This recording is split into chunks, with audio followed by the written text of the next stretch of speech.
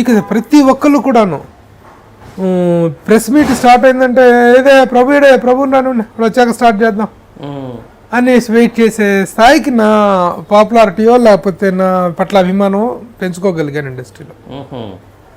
ఇలాంటి సమయంలో ఒక ఆసక్తికరమైన ఇన్సిడెంట్ ఒకటి జరిగింది. ఏంటది? అప్పటికి తోటకూర రఘు గారు వెళ్ళిపోయారు శివరంజన్ ఎడిటర్గా. జమునా రాణి అనే మేడం ఎడిటర్గా వచ్చారు ఆవిడ. అది 88. నేను చెప్పాక 88లో నేను జర్నలిస్ట్గా మారాను. అప్పటికి 3 నెలలు నేను జర్నలిస్ట్గా చేరాను. మేలో జాయిన్ అయ్యాను. 80 మే, జూన్, జూలై, ఆగస్టులో చిరంజీవి గారి బర్త్డే వచ్చింది. ఆగస్టు 22. ప్రభు ఒక ఆర్టికల్ రాయి ప్రభు చిరంజీవి గారి మీద అని చెప్పేసి. అంటే నేనే రాయను, నాకు తెలీదు ఆయన గురించి తెలియదు ఏముంటుందిలే కానీ ఏమో భయపడ్డ ఇది అనమాట, చిన్న టెన్షన్. అబ్బో నేను అంత పెద్ద ఆయన గురించి నేను రాయలేను, నాకు తెలియదు, నేను రాయను చెప్పండి. ఏదో ఒకటి రాయవయ్యా, పేజీ నింపాలి అని చెప్పేసి తను అడిగింది. అట్ ది సేమ్ టైమ్ అల్లాని శ్రీధర్, మన డైరెక్టర్ ప్రొడ్యూసర్ అల్లాని శ్రీధర్, అప్పుడు తను ఉదయం వీక్లీ క్రియేటర్గా ఉండేవాడు. తను కూడా ప్రభు ప్లీజ్ ఒక ఆర్టికల్ రాయి నాకు ఉదయం వీక్లీకి అంటే అప్పుడు శివరంజనికి ఉదయం వీక్లీకి ఇద్దరికి కలిపి చెరొక ఆర్టికల్ రాసి పంపించా.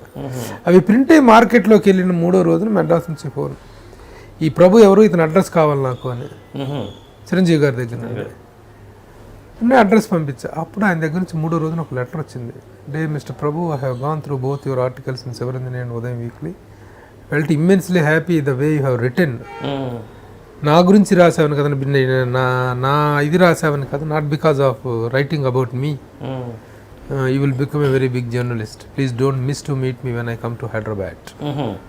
With regards Chiranjeevi. షాక్ అసలు. చిరంజీవి గారి దగ్గర నుంచి లెటర్. అసలు మన సినిమా జర్నలిస్ట్ ఫ్యామిలీస్ మొత్తంలో, మన సర్కిల్స్ మొత్తంలో విపరీతమైన సెన్సేషన్. ప్రభుకి చిరంజీవి గారు లెటర్ రాశారంట. అది ఇక విపరీతంగా స్ప్రెడ్ అయిపోయింది. అయిపోవటంతో బాగా ఫోన్ చేశాను. ఫోన్లు ల్యాండ్ ఫోన్ కాదు, ఇది ల్యాండ్ లైన్ చేయొచ్చు కానీ రైటింగే లెటరు. అయితే ఇంకోటి ఏంటంటే ఈ రోజున కాదు, ఆ రోజున చిరంజీవి గారు అంటే ఆంధ్రదేశం మొత్తం ఉర్రూతులుగిపోతుంది, యూత్ మొత్తం చిరంజీవి గారి మేనియాలో కొట్టుకుపోతున్నటువంటి రోజులు అవి. అలాంటి రోజుల్లో ఆయన టైం తీసుకొని ఎవడో పరిచయం కూడా లేని ఒక ప్రభువుకు ఒక లెటర్ రాయటం అనేటువంటిది నిజంగా ఒక గొప్ప టర్నింగ్. అప్పుడు నేను చెప్పాను, ఏదో అసిస్టెంట్ డైరెక్టర్గా అవకాశాలు దొరక్క టైం పాస్ కోసం ఫిలిం జర్నలిజంలోకి వచ్చాను నేను. అలా ఫిలిం జర్నలిజంలోకి వచ్చిన నేను నాలో ఒక ఈ జర్నలిజం పట్ల కానీ దీంట్లో అప్పటికి చిన్న పాపులారిటీ వస్తుంది, అందరూ మెచ్చుకుంటున్నారు, అందరూ అభినందిస్తున్నారు, అది వేరే విషయం.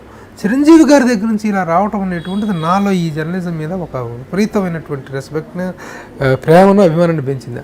ఆ డైరెక్షన్ అనేటువంటి దానికి ఇక నాకు అవకాశమే లేకుండా పోయింది. వారం శివరంజనిలో ఆర్టికల్స్ ప్రభు ఆర్టికల్ ఎవ్రీ వీక్ ఒక ఇంటర్వ్యూ రావటం, ఒక సెన్సేషన్ రావటం, అలా ఆ రీజన్ చిరంజీవి గారు. ఆ ఇంట్రెస్ట్ డెవలప్ అవటానికి, జర్నలిస్ట్గా ఇంతకాలం కంటిన్యూ అవటానికి రీజన్ చిరంజీవి గారు. మరి చిరంజీవి గారిని కలవలేదా అప్పుడు చిరంజీవి గారు లెటర్ రాశారు.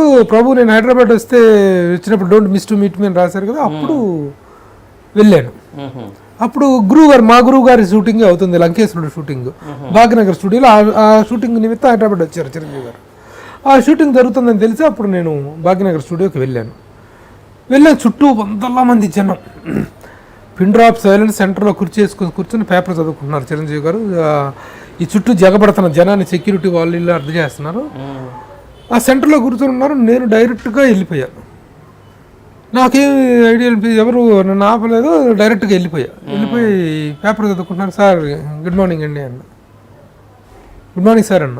తలైతే ఇలా చూశారు, ఎవర్రా నువ్వు, అసలు ఇంత సెక్యూరిటీని ఇంత జనాన్ని తప్పించుకొని ఎలా వీటి దగ్గరికి వచ్చాడు అనేటువంటిది. ఈ లోపల ఆ ప్రొడక్షన్ మేనేజర్లకి వాళ్ళకి టారెత్తిపోయింది. వీడెవడో దగ్గరికి వెళ్ళిపోయాడు నా కొడుకు అని చెప్పేసి వాళ్ళు వచ్చేసేసి నన్ను ఎత్తి అవతల పడేద్దామన్నంత స్పీడ్లో వచ్చారు. వాళ్ళు రాబోతున్నారు. ఇందులో చిరంజీవి గారు గుడ్ మార్నింగ్ సార్ అన్న. ఎవరు అన్నట్టుగా ఇలా చూశారు. Sir I'm Prabhu from Shivaranjani sir అని. Oh Prabhu, you come on chair అన్నారు. అంతే చేరి వచ్చింది. కూర్చున్నా. అసలు ఒక థ్రిల్లింగ్ మూమెంట్ లైఫ్లో. అన్ని వేల మంది జనం చుట్టూ ఉన్నారు. చర్చిలో చిరంజీవి గారు ఉన్నారు. ఆయన ఎదురుగా కుర్చీ వేసుకుని కూర్చో ప్రభు కూర్చోండి ప్రభు అన్నారు. ఫస్ట్ అసలు అంటమే నాకు ఒక చిన్న గగురుపాటు. కూర్చో ప్రభు అన్నాను, కూర్చోండి ప్రభు అన్నారు. కూర్చున్నాను. వెరీ గుడ్, చాలా బాగా రాశారు ఆర్టికల్ మీరు. ఇకంతే. ఆ సంభాషణ ఆ విధంగా 45 minutes చాలా బాగుంది ప్రభు.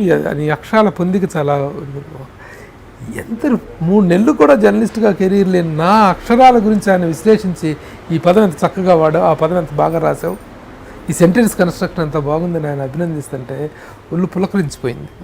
అది చిరంజీవి గారితో ఫస్ట్ కలయిక. ఎందుకంటే ఆయన ఆర్టికల్స్ కూడా బాగా చదువుతారు, చాలా అనలిటికల్గా చదువుతారు. ఆయన ఎవరి గురించి రాశారు, నా గురించి రాశారని కాదు, ఒక జర్నలిస్ట్ రాసినప్పుడు ఆ అక్షరాల పొందికను ఆయన చాలా ఇష్టపడతారు. ఆ సెంటెన్స్ అక్షరాల పొందికను కానీ, ఆ సెంటెన్స్ కన్స్ట్రక్షన్స్ కానీ, ఆ భావ వ్యక్తీకరణ కానీ చాలా ఇష్టపడతారు. ఈ విధంగా అసలు విపరీతమైన ఆయనతో అది తొలి పరిచయం. ఆ తర్వాత ఎప్పుడు చిరంజీవి గారు ఊర్లోకి హైదరాబాద్ వచ్చినా సరే నేను వెళ్ళి కలవటం అనేటువంటి ఒక ఆనవాయితీగా ఎలాగానే షూటింగ్. అప్పట్లో షూటింగ్స్ అనేటువంటి ఎలా ఉన్నాయంటే, ఇప్పుడు చిరంజీవి గారు షూటింగ్లో గురికి వచ్చారంటే అక్కడ చక్కగా ఒక టెంట్ వేసి ఉంటుంది. ఆ టెంట్లో చైర్ వేసుకుని చిరంజీవి గారు కూర్చుంటారు. ఎప్పటిలాగా క్యారవాన్లు, చుట్టూ ఒక 10 మంది గన్మ్యాన్లు, బౌన్సర్స్, ఇలాంటి వాతావరణాలు అప్పుడు లేవు. ఈ కృత్రిమ వాతావరణం అనేది అస్సలు లేదు. ఎలాగానే హాయ్ ప్రభు కమాన్ కమాన్, ఇది అన్ని సెట్స్లో అందరు హీరోలతో, అందరు డైరెక్టర్లు, అందరు ప్రొడ్యూసర్స్తో ఈ పర్సనల్ ర్యాప్ ఏర్పడటానికి అవకాశం.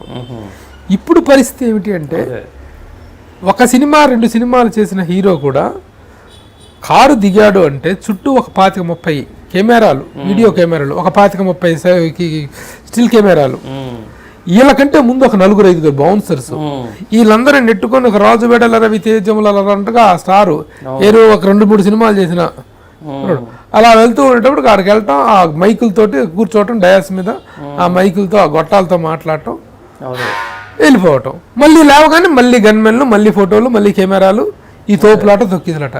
ఇలాంటి సందర్భంలో ఒక పర్సనల్ ర్యాప్ అనేటువంటిది ఒక ఆర్టిస్ట్తో కానీ కుదరలేదు, అవకాశం లేదు. కానీ ఆ రోజులు అలా కాదు. మనిషి ఎదురుగా చూడగానే వెల్కమ్. ఒక జర్నలిస్టు, ముఖ్యంగా నేను కొంతమంది జర్నలిస్టులు ఉన్నాము, we have seen the golden period in film journalism. నేను సెట్లోకి వెళ్తుంటే ఒక స్టార్ వెళ్ళినటువంటి రిసెప్షన్ నాకుంది. అదాన్ని ఎంజాయ్ చేసాం అట్లా. నో లెస్ ఒక ప్రొడ్యూసర్ దగ్గర నుంచి ఒక ఇప్పుడు కొత్త వాళ్ళు వెళ్తే వాళ్ళ వరకు తెలిసిన వాళ్ళు ఎవరో పరిచయం. ఒక జర్నలిస్ట్గా నేను వెళ్తే సెట్లో ప్రతి ఒక్కళ్ళు పలకరిస్తాం, రిసీవ్ చేసుకోవటం, ఒక ఇంటికి ఒక అతిథి వెళ్ళినటువంటి ఫీలింగ్ ఎంజాయ్ చేశాను అనమాట. ఆ విధంగా ఇప్పుడు చాలా మంది జర్నలిస్టులకు పేర్లు కూడా తెలియదు. అంటే అప్పటి నుంచి ఇప్పటికి దాకా ఉన్న వాళ్ళకి కూడా చాలా మంది పేర్లు తెలియని అనామకులు ఉంటారనుకోండి. పేరు తెచ్చుకోవటం, పేరులో గుర్తింపు తెచ్చుకోవటం, మన పేరుకు మన ఉనికికి ఒక ఉనికి ఏర్పరచుకోవడం అనేది మనకుండేటువంటి చొరవ మీద, మనకున్నటువంటి టాలెంట్ మీద, మన రాసే రాతల మీద, మన పర్సనల్ బిహేవియర్ మీద ఆధారపడి ఉంటాం. సో ఆ యాంగిల్లో I have started getting an immense popularity within a no time. దాంతో ఇక I have become the general secretary of film critics association within no time. ఒక జర్నలిస్ట్గా కెరీర్ స్టార్ట్ చేసిన 2 సంవత్సరాలకి ఒక ఫిలిం జర్నలిస్ట్ అనేటువంటి ఫిలిం క్రిటిక్స్ అసోసియేషన్ 25 సంవత్సరాల చరిత్ర కలిగినటువంటి మహామహులు స్థాపించినటువంటి ఫిలిం క్రిటిక్స్ అసోసియేషన్కి నేను జనరల్ సెక్రటరీగా ఏకగ్రీవంగా ఎన్నికయ్యాను. నో సెకండ్ ఒపీనియన్ అనమాట. ప్రెసిడెంట్గా గుడిపూడి శ్రీహరి గారు, మహామహులు పిఎస్ఆర్ ఆంజనేయ శాస్త్రి గారు, ఎంతమందో ఉండేవారు అప్పట్లో. వాళ్ళందరూ ఉన్నటువంటి అసోసియేషన్ నేను జనరల్ సెక్రటరీగా విత్ ఇన్ 2 yearsలో సెలెక్ట్ అయ్యాను. ఇలాంటి ఇంట్రెస్టింగ్ వీడియోస్ కోసం తప్పకుండా మా ఛానల్ని సబ్స్క్రైబ్ చేయండి.